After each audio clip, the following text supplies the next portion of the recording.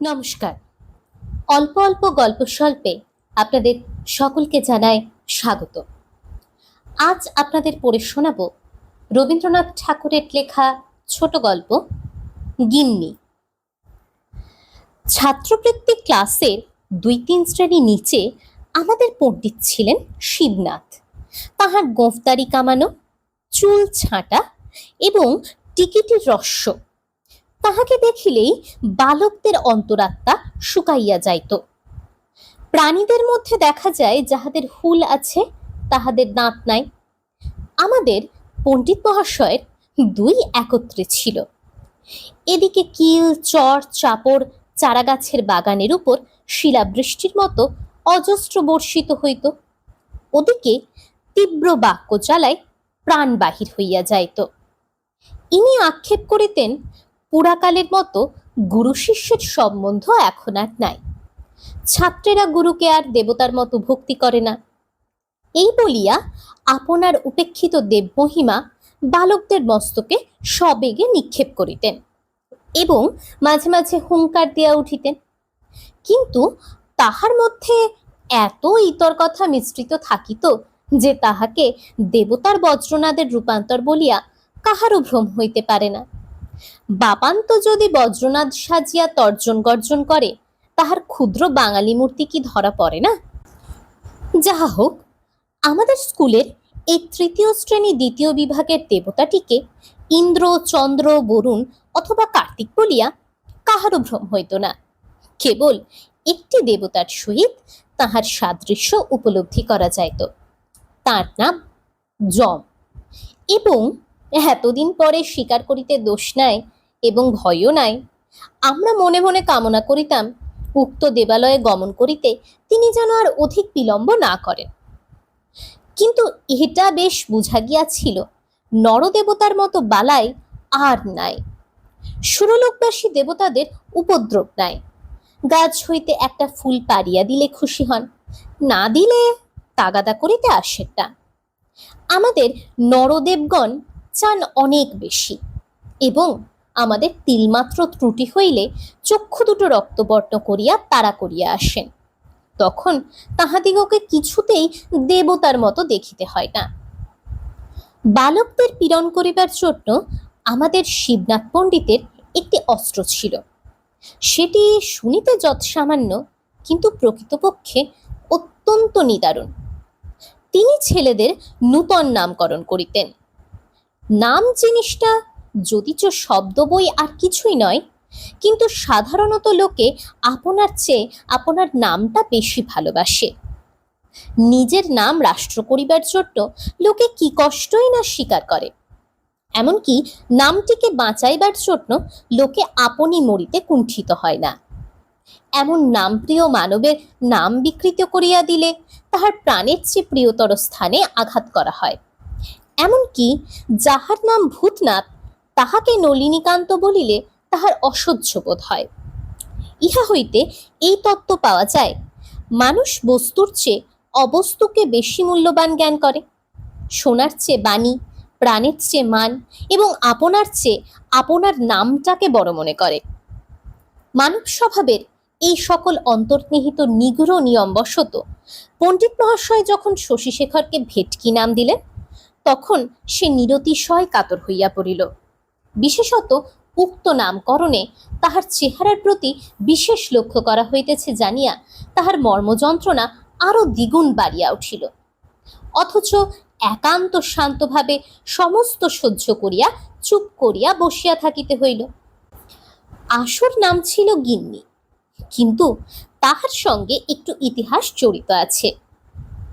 আশু ক্লাসের মধ্যে নিতান্ত বেচারা ভালো মানুষ ছিল, কাহাকেও কিছু বলিত না, বড় লাজুক, বোধহয় বয়সে সকলের চেয়ে ছোট। সকল কথাতেই কেবল মৃদু মৃদু হাসিত, বেশ পড়া করিত। স্কুলের অনেক ছেলেই তাহার সঙ্গে ভাব করিবার জন্য উন্মুখ ছিল, কিন্তু সে কোনো ছেলের সঙ্গে খেলা করিত না এবং ছুটি হইবা মাত্রই মুহূর্ত বিলম্ব না করিয়া বাড়ি চলিয়া যাইত। পত্রপটে গুটিকতক মিষ্টান্ন এবং ছোট কাঁসার ঘটিতে জল লইয়া একটার সময় বাড়ি হইতে দাসী আসিত। আশু সেজন্য বড় অপ্রতিভ। দাসীটা কোনো মতে বাড়ি ফিরিলে সে যেন বাঁচে। সে যে স্কুলের ছাত্রের অতিরিক্ত আর কিছু, এটা সে স্কুলের ছেলেদের কাছে প্রকাশ করিতে যেন বড় অনিচ্ছুক। সে যে বাড়ির কেহ, সে যে বাপ মায়ের ছেলে, ভাই বোনের ভাই, এটা যেন ভারী একটা গোপন কথা। এটা সঙ্গীদের কাছে কোনো মতে প্রকাশ না হয়, এই তাহার একান্ত চেষ্টা। পড়াশুনো সম্বন্ধে তাহার আর কোনো ত্রুটি ছিল না। কেবল এক একদিন ক্লাসে আসিতে বিলম্ব হইত এবং শিবনাথ পণ্ডিত তাহার কারণ জিজ্ঞাসা করিলে সে কোনো সদুত্তর দিতে পারিত না। সেজন্য মাঝে মাঝে তাহার লাঞ্ছনার সীমা থাকিত না। পণ্ডিত তাহাকে হাঁটুর উপর হাত দিয়া পিঠ নিচু করিয়া দালানের সিঁড়ির কাছে দাঁড় করাইয়া রাখিতেন। চারিটা ক্লাসের ছেলে সেই লজ্জাকাতর হতভাগ্য বালককে এইরূপ অবস্থায় দেখিতে পাইত। একদিন গ্রহণের ছুটি ছিল। তাহার পরদিন স্কুলে আসিয়া চৌকিতে বসিয়া পণ্ডিত মহাশয় দ্বারের দিকে চাহিয়া দেখিলেন একখানি স্লেট ও মসি চিহ্নিত কাপড়ের থলির মধ্যে পড়িবার বইগুলি জড়াইয়া লইয়া অন্য দিনের চেয়ে সংকুচিতভাবে আশু ক্লাসে প্রবেশ করিতেছে। শিবনাথ পণ্ডিত শুষ্ক হাস্য হাসিয়া কহিলেন, এই যে ঘিন্নি আসছে। তাহার পর পড়া শেষ হইলে ছুটির পূর্বে তিনি সকল ছাত্রদের সম্বোধন করিয়া বলিলেন, শোন, তোরা সব শোন। পৃথিবীর সমস্ত মাধ্যাকর্ষণ শক্তি সবলে বালককে নিচের দিকে টানিতে লাগিল, কিন্তু ক্ষুদ্র আশু সেই বেঞ্চির উপর হইতে একখানি কোঁচা ও দুইখানি পা ঝুলাইয়া ক্লাসের সকল বালকের লক্ষ্যস্থল হইয়া বসিয়া রহিল। এতদিনে আশুর অনেক বয়স হইয়া থাকিবে এবং তাহার জীবনে অনেক গুরুতর সুখ দুঃখ লজ্জার দিন আসিয়াছে সন্দেহ নাই, কিন্তু সেই দিনকার বালক হৃদয়ের ইতিহাসের সহিত কোনো দিনের তুলনা হইতে পারে না। কিন্তু ব্যাপারটা অতি ক্ষুদ্র এবং দুই কথায় শেষ হইয়া যায়। আশুর একটি ছোট বোন আছে। তাহার সমবয়স্ক সঙ্গিনী কিংবা ভগিনী আর কেহ নাই। সুতরাং আশুর সঙ্গেই তাহার যত খেলা। একটি গেটওয়ালা লোহার রেলিং এর মধ্যে আশুদের বাড়ির গাড়ি বারান্দা। সেদিন মেঘ করিয়া খুব বৃষ্টি হইতেছিল। জুতা হাতে করিয়া ছাতা মাথায় দিয়া যে দুই চারিজন পথিক পথ দিয়া চলিতেছিল, তাহাদের কোনো দিকে চাহিবার অবসর ছিল না। সেই মেঘের অন্ধকারে, সেই বৃষ্টিপতনের শব্দে, সেই সমস্ত দিন ছুটিতে গাড়ি বারান্দার সিঁড়িতে বসিয়া আশু তাহার বোনের সঙ্গে খেলা করিতেছিল। সেদিন তাহাদের পুতুলের বিয়ে। তাহার এই আয়োজন সম্বন্ধে অত্যন্ত গম্ভীরভাবে ব্যস্ত হইয়া আশু তাহার ভগিনীকে উপদেশ দিতেছিল। এখন তর্ক উঠিল কাহাকে পুরোহিত করা যায়। বালিকা চট করিয়া ছুটিয়া একজনকে গিয়া জিজ্ঞাসা করিল, হাগা, তুমি আমাদের পুরুত ঠাকুর হবে? আশু পশ্চাৎ ফিরিয়া দেখে শিবনাথ পণ্ডিত ভিজা ছাতা মুড়িয়া অর্ধসিক্ত অবস্থায় তাহাদের গাড়ি বারান্দায় দাঁড়াইয়া আছেন। পথ দিয়া যাইতেছিলেন। বৃষ্টির উপদ্রব হইতে সেখানে আশ্রয় লইয়াছে। বালিকা তাহাকে পুতুলের পৌরোহিত্যে নিয়োগ করিবার প্রস্তাব করিতেছে। পণ্ডিত মহাশয়কে দেখিয়াই আশু তাহার খেলা এবং ভগিনী সমস্ত ফেলিয়া এক দৌড়ে গৃহের মধ্যে অন্তর্হিত হইল। তাহার ছুটির দিন সম্পূর্ণ মাটি হইয়া গেল।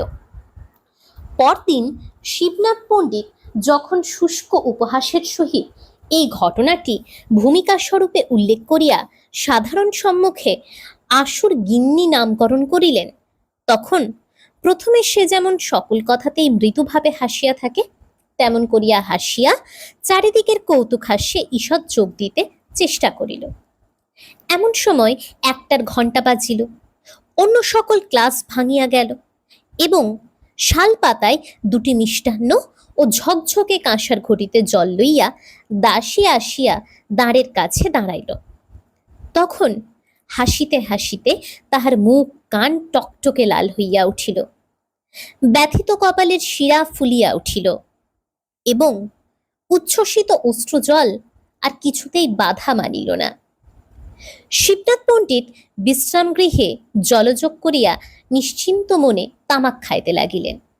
ছেলেরা পরমাহ্লাদে আশুকে ঘিরিয়া গিন্নি গিন্নি করিয়া চিৎকার করিতে লাগিল।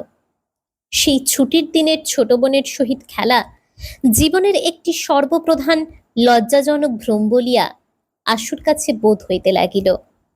পৃথিবীর লোক কোনো কালেও যে সেদিনের কথা ভুলিয়া যাইবে এ তাহার মনে বিশ্বাস হইল না। আপনারা এতক্ষণ শুনছিলেন রবীন্দ্রনাথ ঠাকুরের লেখা ছোট গল্প গিন্নি। যদি আপনাদের গল্প ভালো লেগে থাকে তাহলে আমাদের পাশে থাকুন, সঙ্গে থাকুন, আরো বেশি বেশি করে গল্প শুনুন, বই পড়ুন, শিশুদেরকে বই পড়তে উৎসাহিত করুন, ভালো থাকুন, অন্যদেরকে ভালো রাখুন। ধন্যবাদ।